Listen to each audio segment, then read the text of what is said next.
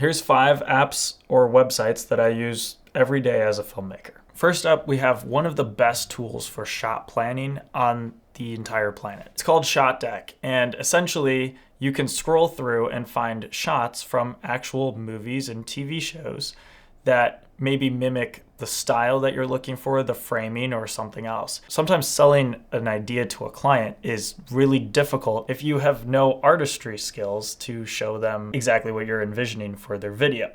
So that's where ShotDeck comes in. The next one that I use all the time is called WeTransfer. WeTransfer, in my opinion, has the fastest upload and download speeds for any file transferring service out there right now. What I really love about it is it allows me full flexibility for uploads, downloads. I can even have my own branding on the page when people go to download their files. It has a very nice premium feel. It's not insanely expensive, and it's very user-friendly. So I've never had a client call me having an issue downloading a file or requesting files or anything like that, where I've had all of those issues with Dropbox, Google Drive, and OneDrive. All of those seem to break down and have issues and bugs constantly, where WeTransfer, I've really never had an issue in the almost 8 years that I've been using it. Third on the list is going to be for accounting. So I use QuickBooks for all of my accounting. This helps me keep track of all of my expenses. I track my work miles on my car. I can upload receipts. I can do all of my invoicing. I can send 1099s to my contractors. Everything I need to do, including tax prep and filing my taxes, can all be done through QuickBooks.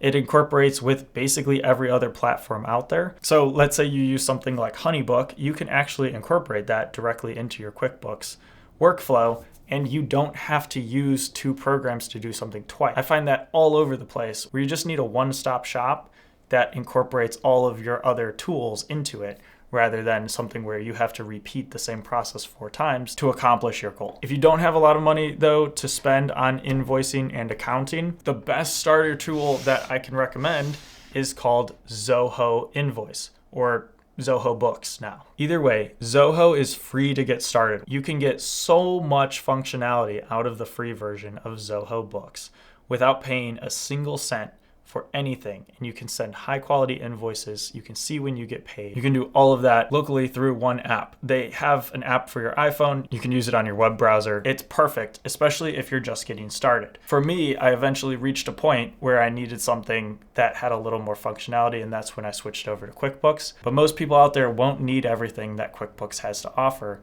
and you'll end up overpaying. So Zoho Books is a great way to get started. All right, last and most certainly not least is the greatest editing app currently available on any computer platform, and that is DaVinci Resolve.